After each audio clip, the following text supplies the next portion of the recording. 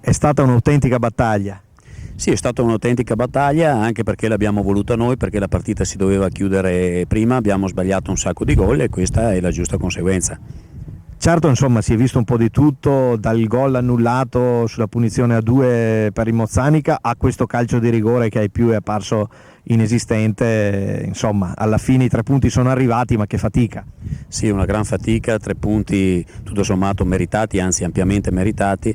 È chiaro che con l'arbitraggio non ci aiuta molto, anche perché abbiamo dei ricordi negativi ancora dello scorso anno, però noi dobbiamo essere abili a chiudere le partite quando ne abbiamo la possibilità, e così poi non c'è più da recriminare su niente.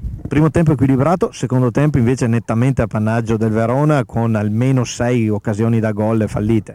Sì, vero, è certo che bisogna farle, comunque ho visto una buona squadra, poi era anche difficile giocare perché è un vento che ha condizionato tutta la partita, per cui direi che i 3 punti sono molto importanti su un campo veramente difficile.